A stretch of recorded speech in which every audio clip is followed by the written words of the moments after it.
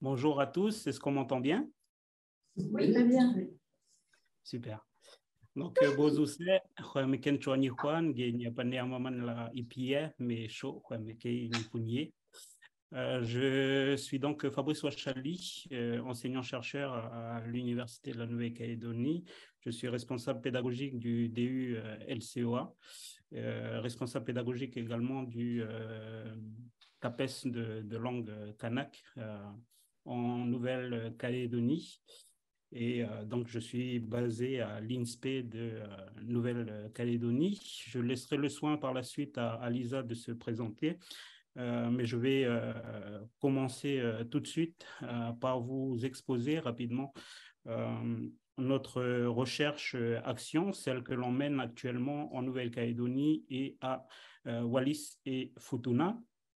Donc, pour Wallis et Futuna, elle se fait dans le cadre du DU langue et culture océanienne, hein, dont je viens de parler, dont sont à l'origine Jacques Vernaudan, qui est animateur de cette session, et également Véronique Fiol, qui est peut-être dans la salle. Alors, c'est une formation continue qui intéresse les enseignants de et en langue, et qui leur permet de s'approprier les enjeux philosophiques, éducatifs et psychopédagogiques d'un enseignement plurilingue et de doter ces enseignants d'outils théoriques. Alors, la majeure partie de nos enseignants en formation continue ont plus de 15-20 ans de métier, donc c'est important pour nous d'apporter des outils théoriques pour venir consolider, on va dire, leur pratique pédagogique. Avec la première promotion du DU LCOA sur Wallis et Futuna, nous avons souhaité mener une réflexion autour de la didactique des langues, et notamment la didactique des langues wallisiennes et futuniennes, avec des enjeux qui sont propres à ce territoire. Alors, il ne s'agit pas pour nous, pour les expérimentations que l'on va vous présenter, de répondre à la question pourquoi enseigner les langues, puisqu'on considère que cette question est tranchée.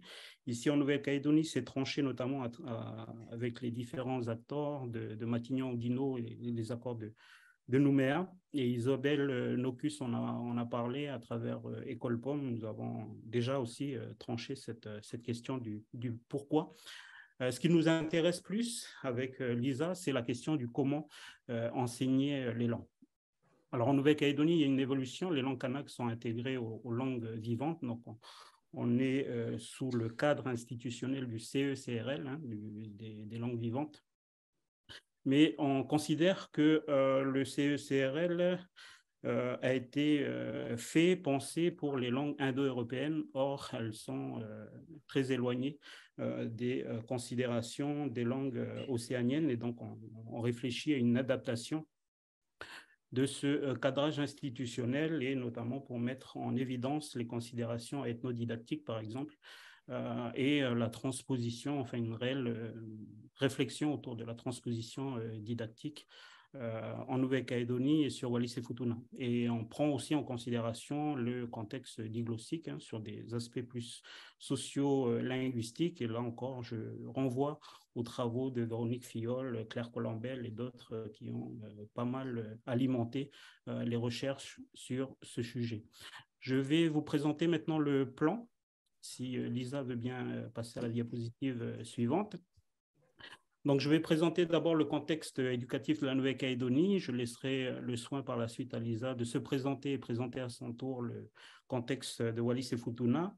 Je vais vous présenter aussi la méthodologie appliquée sur les deux territoires et ensuite vous mettre en évidence quelques problématiques que l'on a étudiées et les prémices des résultats de nos expérimentations. Alors, je parle d'expérimentation, mais il s'agit plus de pratiques enseignantes accompagnées par la recherche.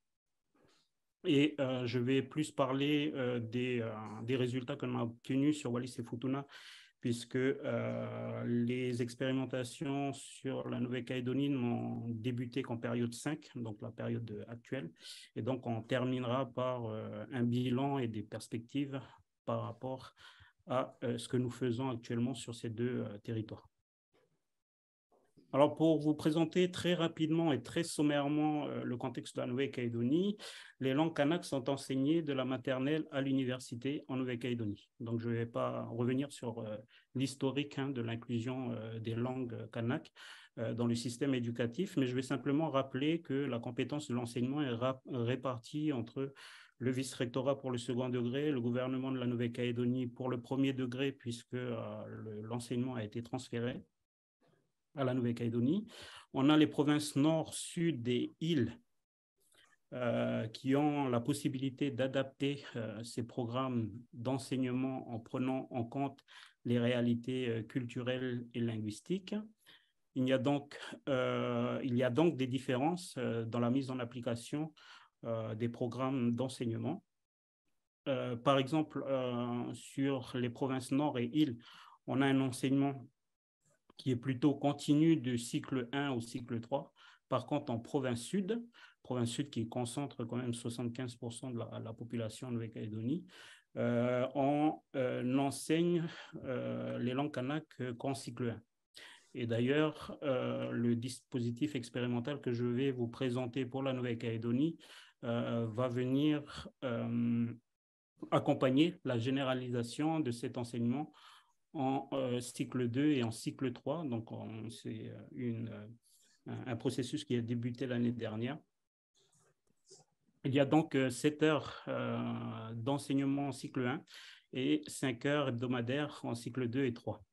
Donc, mon collègue Eddy Wadrawan, dans une autre session hier, nous parlait des éléments fondamentaux de la culture kanak, qui est le fruit du projet éducatif La Nouvelle-Calédonie qui a été adopté en 2016 et qui a pour but d'enseigner 6 notions de culture kanak de manière obligatoire à tous les enfants de la Nouvelle-Calédonie dans le premier et le second degré.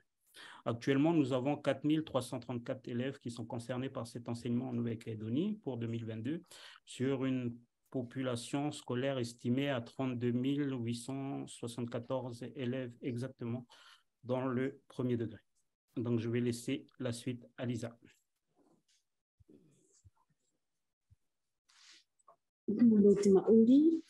Alors, je me présente rapidement, bien que M. Vernondon l'a fait ce matin. Lisa Halakilikili, formatrice responsable référente également langue et culture wallisienne à Wallis et Futuna. Et je suis également responsable et coordinatrice de tous les plans de formation initiale et continue et formation des formateurs, formation des enseignants. Pour ce qui est de mon domaine pour Wallis, pour le contexte, si je dois situer le contexte, situer rapidement Wallis et Futuna pour ceux qui ne le connaissent pas, il fait 2 petites îles perdues au fin fond du Pacifique, à 2000 km de la Nouvelle-Calédonie et 3000 km de la Polynésie française. La population est d'environ 12 000 habitants, dont 9 000 sur le Wallis et 4 000 sur l'île de Futuna. Le nombre d'élèves, je suis surtout responsable de tout ce qui concerne les écoles premier degré sur Wallis et Futuna. Et au premier degré, nous comptons 1456 élèves, dont 1098 sur Wallis et 358 sur Futuna, sur la petite île de Futuna. Au niveau du contexte linguistique, nous avons 2 langues qui est très, très encore parlée par la population, le wallisien pour UVA, Wallis, et le futunien pour Futuna.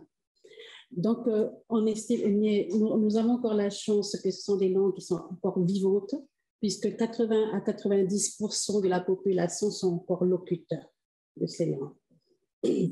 Maintenant, on revient sur le contexte institutionnel ou appui juridique dans lequel, dans le premier degré, je vais plutôt rester sur le premier degré qui est mon champ de compétences.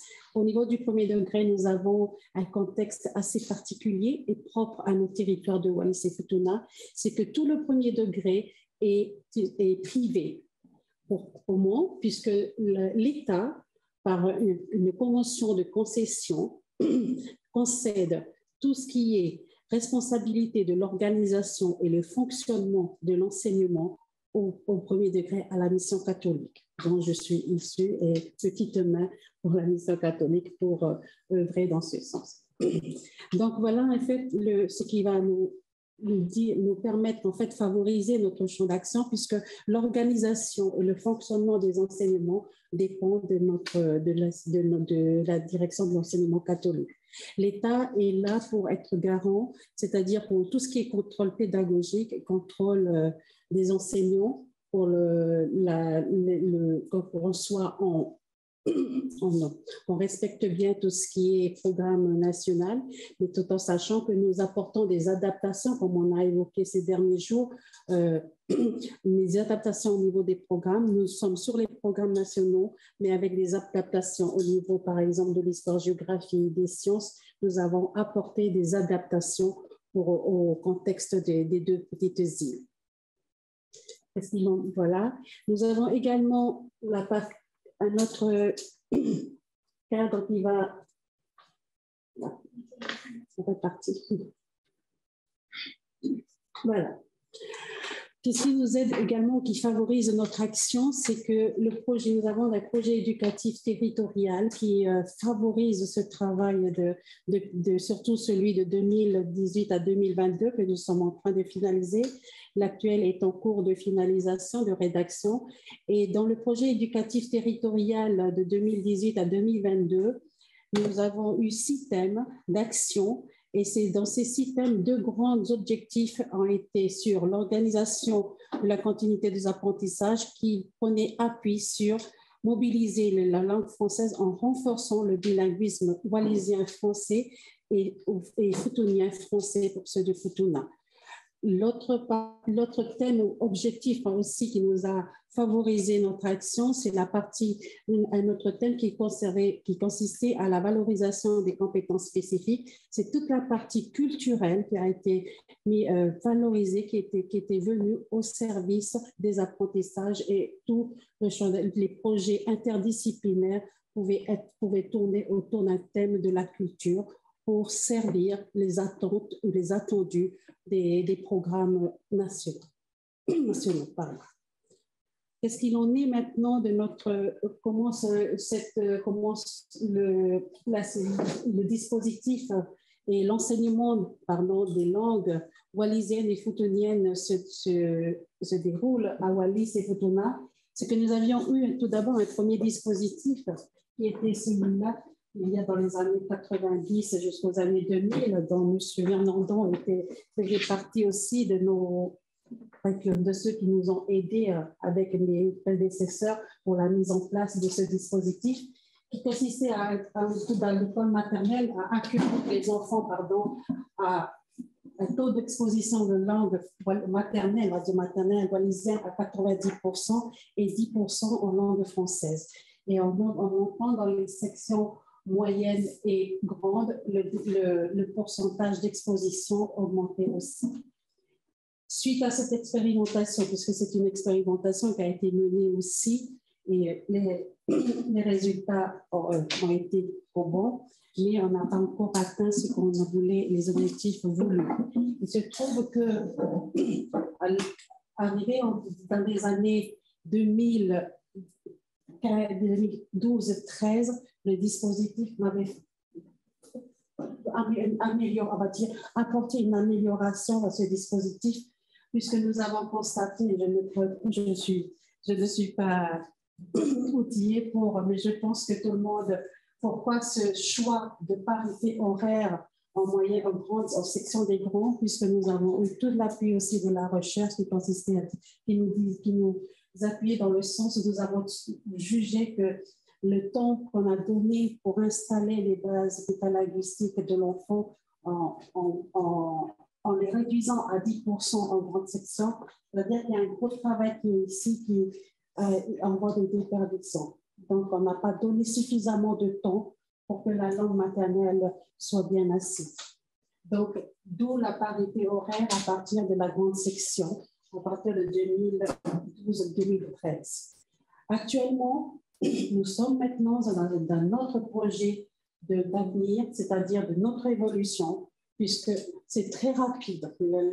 l'évolution aussi au niveau des profils des élèves est très rapide sur nos territoires, puisque le public d'élèves qu'on avait accueilli, par exemple, en 2018, on avait presque 80% des élèves qui étaient encore locuteurs de langue wallisienne et futunienne. Actuellement, depuis 2018, nous sommes à un changement. Nous sommes maintenant à 50-50, puisque le profil des élèves wallisiens et futuniens sont maintenant presque bilingues, avec les nouveaux parents, avec les enfants sont rapidement, il y a tout un basculement rapide, donc les enfants sont aussi bien parlent aussi bien la langue française que la langue wallisienne. Donc, notre projet d'avenir, c'est d'arriver à une parité horaire dans toutes les écoles de maternelle.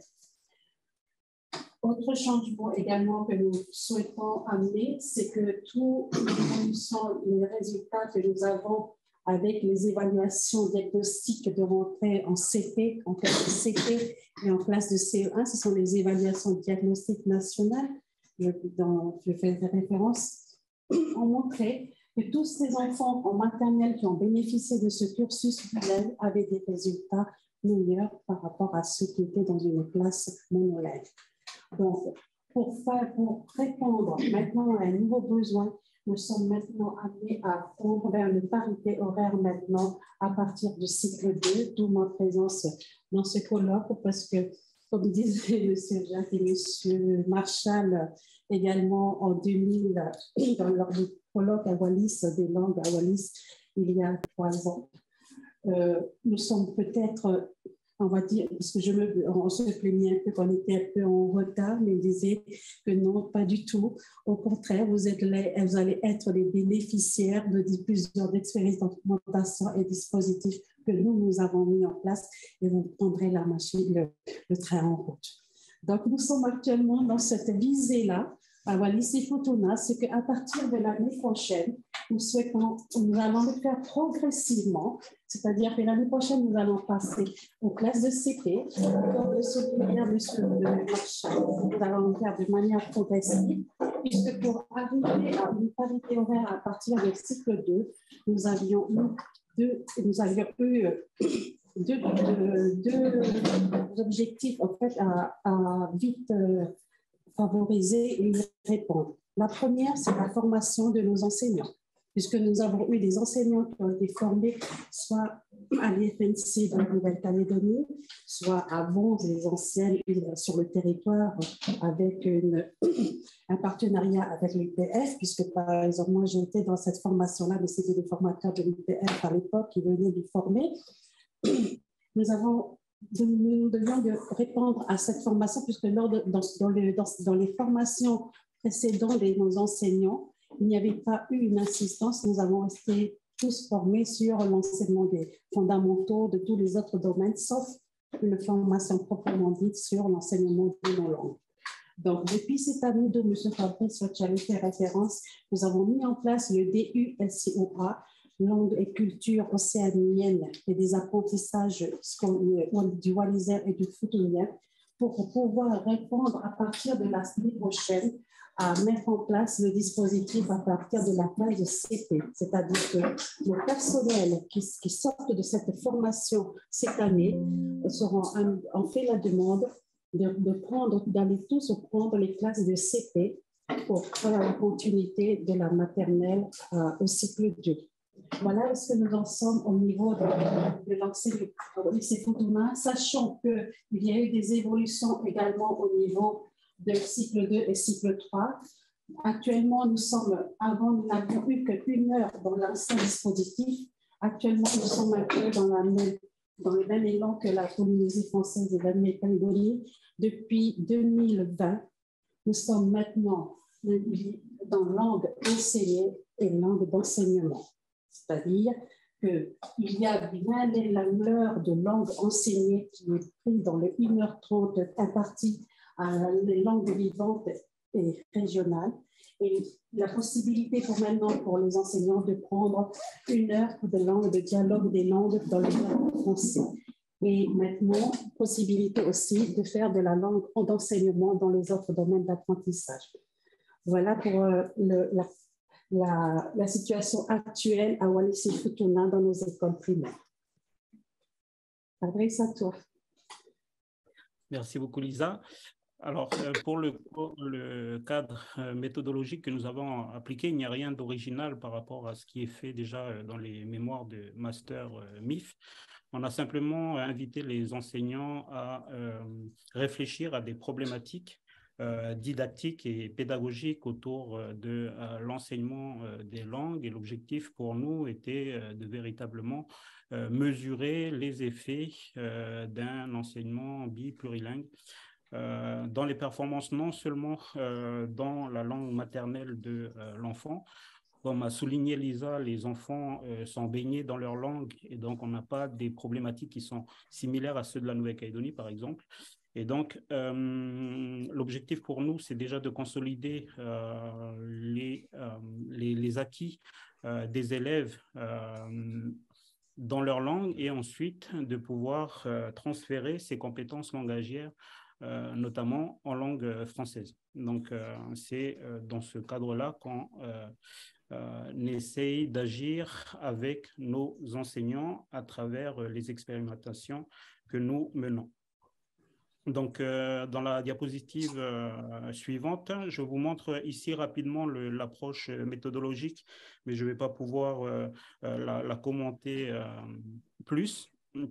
Mais en tout cas, comme je disais, on essaie de problématiser sur simplement des éléments identifiés par les enseignants comme problématiques. Alors, Lisa a notamment souligné qu'on passe souvent des évaluations nationales, on constate un certain nombre de difficultés de la part de nos élèves et donc on essaie d'adosser un protocole expérimental pour mettre en place un certain nombre de moyens de remédiation et on mesure ces moyens de remédiation directement avec les enseignants. Ça suppose pour nous de changer un peu de braquier par rapport à nos enseignants et leur faire endosser d'une certaine manière une casquette de chercheurs parce qu'ils sont des praticiens, mais on va aussi leur demander de revêtir une posture plus de chercheurs.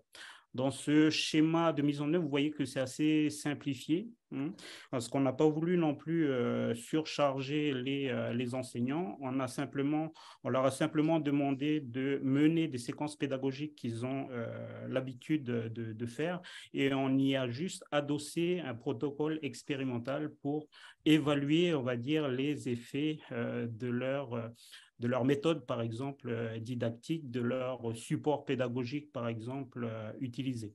Donc, comme je disais tout à l'heure, on a commencé la phase de collecte et les expérimentations sur l'année 2022. Ce sera poursuivi ensuite en 2023 et pourquoi pas en 2024. Donc, voilà, pour le moment, on se projette là-dessus, sur ce calendrier-là. En Nouvelle-Calédonie, ça va véritablement débuter en 2023. Sur cette diapositive, vous voyez le protocole, encore une fois, très simplifié pour la mise en place du protocole expérimental avec nos enseignants. Encore une fois, l'objectif, c'est de ne pas surcharger non plus les enseignants, mais qu'ils aient peut-être un protocole très simple à manipuler de manière à ce qu'ils puissent mesurer de manière rationnelle l'effet de leur enseignement dans les classes qui pratiquent les langues. Et donc, je vais passer rapidement à la diapositive suivante. Les diapositives suivantes, elles sont des exemples de protocoles de recherche que les enseignantes actuellement en formation ont mis en place, tels que par exemple la première, en quoi la méthode phonético-gestuelle aide les élèves à déchiffrer de manière plus efficiente, ou bien en quoi l'utilisation d'un tableau comparatif des langues permet une acquisition dynamique du principe alphabétique dans les deux langues, ou encore aussi, ce qui rejoint un peu ce qui se passe, ce que nous avons ici avec le Orero, à Futuna, c'est l'équivalent, c'est le Wikina. En quoi le Wikina permet à l'élève de cycle 1 de maternelle d'améliorer son expression orale. En quoi donner sens à sa lecture permet d'améliorer la fluidité de la lecture en français. Ou bien encore, comment la pirogue peut permettre à un élève de cycle 2 d'apprendre efficacement les formes géométriques. En quoi la passation de consignes en langue permet aux élèves wallisiens de mieux la comprendre. Voilà en quoi, enfin, l'acquisition de l'orthographe lexicale et grammaticale dans la dictée en langue locale favoriserait l'obtention de meilleurs résultats. Voilà en fait des exemples de protocoles de recherche menés par nos enseignantes actuellement qui sont en fin de formation pour, en DU LCEA. Avec Lisa, on a voulu mettre en évidence que quelques échantillons, on va dire, de résultats, ce sont les prémices des résultats de ces expérimentations. Encore une fois, ça va être poursuivi l'année prochaine avec cette même cohorte d'enseignants et peut-être avec la seconde promotion du DU-LCO, on pourra poursuivre ces expérimentations.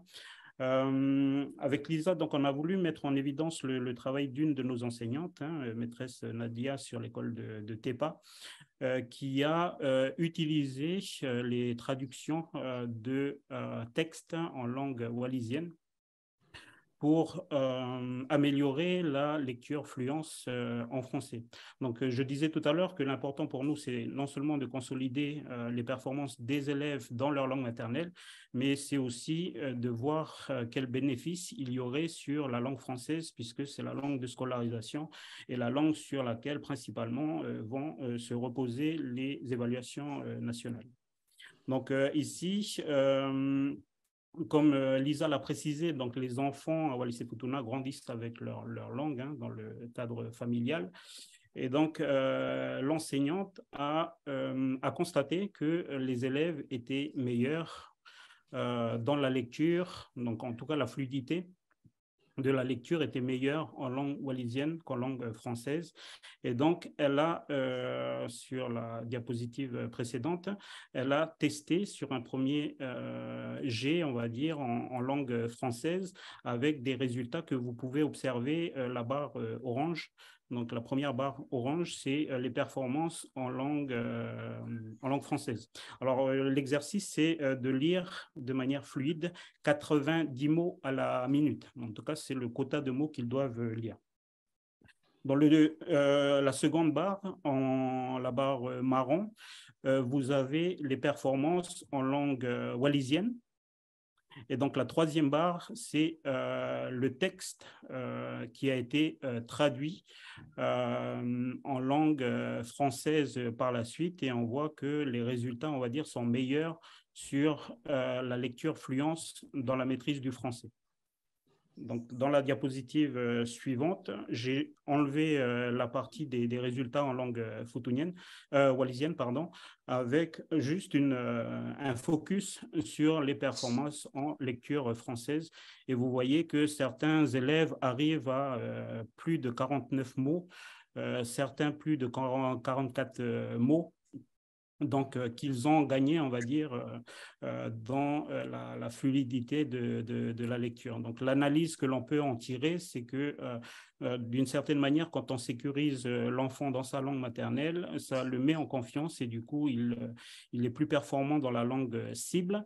Il y a aussi les effets du sens, finalement, parce que l'élève lit du sens et donc, quand il met du sens à ce qu'il lit, évidemment, les performances au niveau de la fluidité s'en ressentent. Et on a aussi vu sur des aspects peut-être plus connatifs qu'il y a un gain d'intérêt et de motivation pour les activités liées à la langue et plus généralement sur les éléments culturels. Et ça, j'ai pu l'observer dernièrement en visite des enseignants, une fois qu'on aborde des éléments de la culture de l'enfant ou même des éléments de l'environnement de l'enfant, les enfants sont plus égayés, plus motivés, en tout cas, ils ont plus d'attention sur les activités que l'on propose. Donc, malheureusement, je ne vais pas pouvoir donner d'autres résultats. Ici, c'est les résultats de maîtresse Eva, qui a fait de la comparaison entre le système alphabétique français et celui du wallisien, avec là encore des résultats plutôt probants, on va dire, sur la maîtrise de la dénomination des lettres en langue wallisienne et en langue française. Donc, voilà. Donc, j'ai demandé à Lisa éventuellement de mettre une vidéo qu'on va vous présenter rapidement par la suite. Mais en tout cas, sur le bilan, les perspectives, pour nous, elles sont pour le moment très positives dans le sens déjà de la posture des enseignants qui, au fur et à mesure, a pu évoluer. Donc, ils ont le regard de praticiens sur le terrain, souvent la tête dans le guidon, mais à travers ce type de démarche, on les incite à prendre de la hauteur finalement sur leur enseignement pardon, et avoir une véritable posture réflexive sur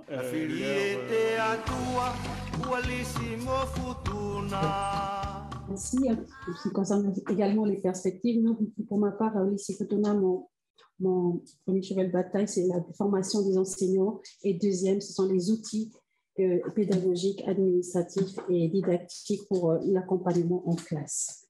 On va terminer la petite vidéo. Oui, là, une minute. La petite vidéo, juste un instant.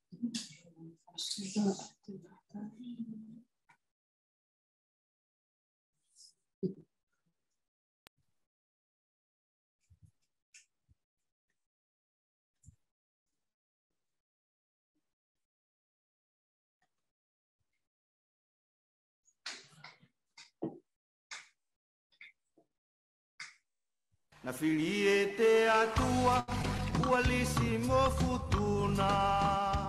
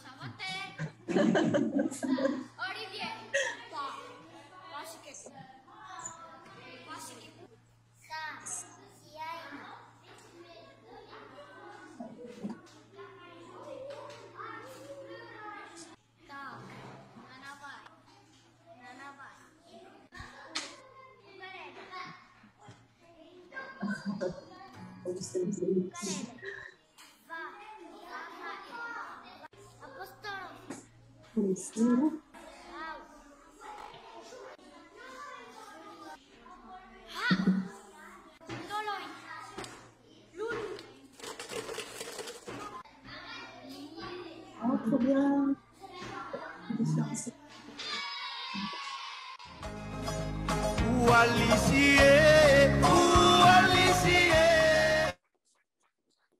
Voilà, merci beaucoup.